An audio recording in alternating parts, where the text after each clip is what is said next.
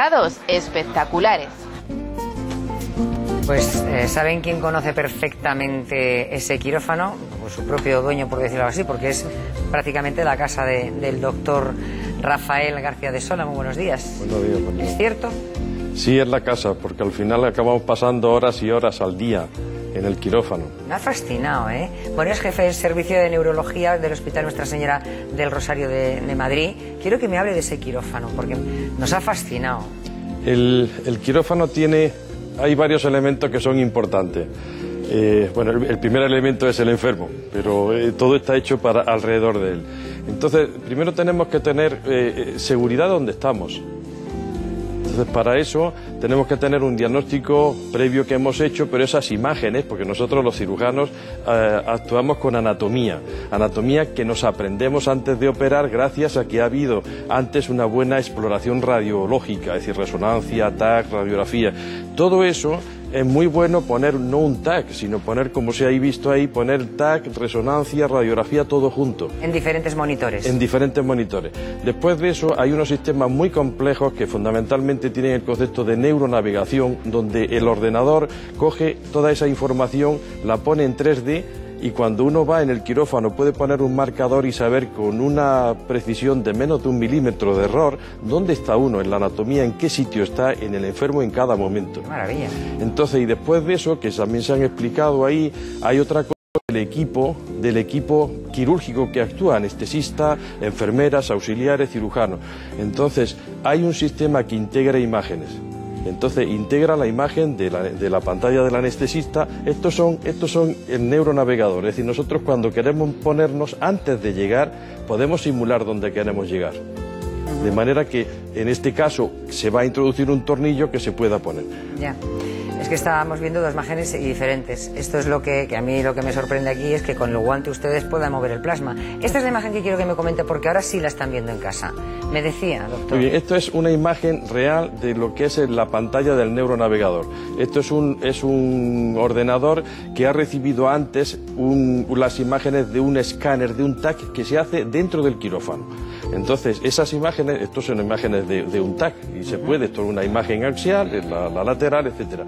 Entonces, nosotros con un puntero, que el ordenador con unas pantallas especiales, con unas cámaras especiales de infrarrojas detecta el puntero, puede uno simular, incluso prolongar el puntero.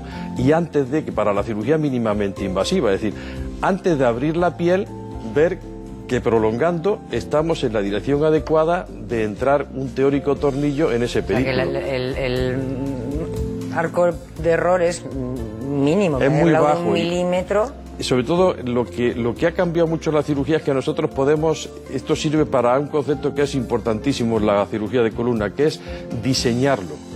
O sea, nosotros tenemos una información de imágenes, las volcamos en nuestros ordenadores en el quirófano y estamos previamente diseñando algo, y ese diseño, antes de realizarlo, vemos que vamos en el camino adecuado. Vamos a ver ahora cuando decimos función de las vértebras, pues para decir, pues chica, pues sí, pues para el eje del esqueleto para estar de pie. No, pero quiero que lo veamos porque protegen algo más las vértebras. Doctor, vamos a explicar cuál es exactamente la función de una vértebra.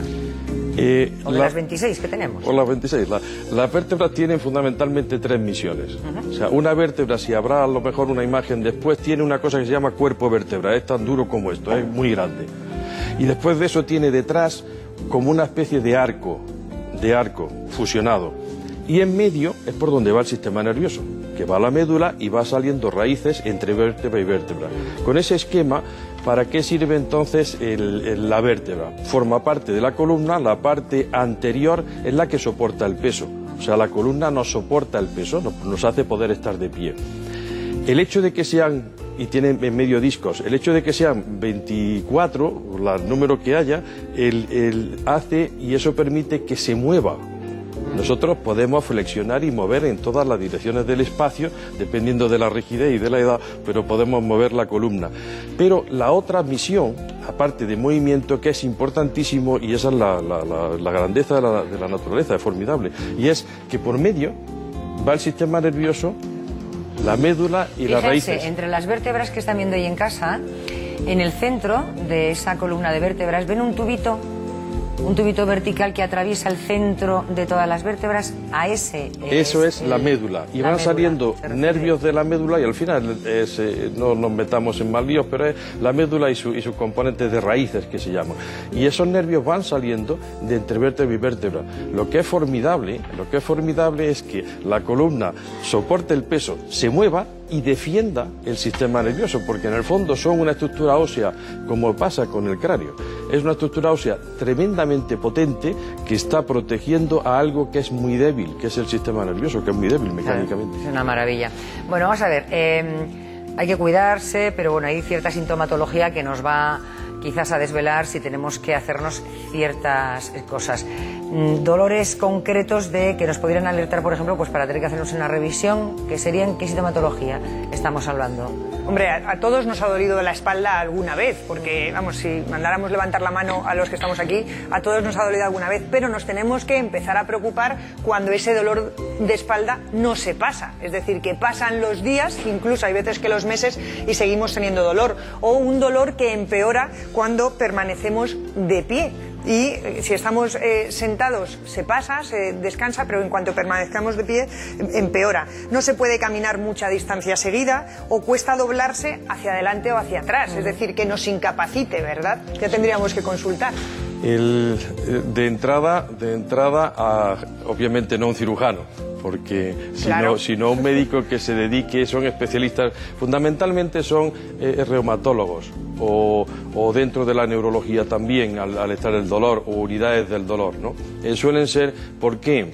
Porque lo que hay que pensar primero, cuando se tienen dolores de espalda, es cómo solventarlo, no cómo operarse. No, claro. Y entonces hay muchísimas cosas que se tienen que hacer antes para solventar ese problema y salir del paso y salir de esa situación. Nosotros aquí siempre recomendamos ir primero al médico de atención primaria. Eso que es. con una buena exploración física ya puede descartar muchas cosas. Solventa el 90 y muchos por ciento de los casos. Bueno, que estamos viendo con detalle cómo están explorando una espalda a un paciente, que por cierto tiene una estructura, por lo menos muscular, no sé, o sea, pero muscular estupenda. Venga, lo vemos luego con detalle. Mientras tanto, tenemos que contarles hoy noticias nuevas del día, fresquitas como el pan. Noticia, una sobre el Alzheimer. Otra cuestión que tenemos que comentar luego. Bueno, ¿la cuentas ahora directamente? Te la cuento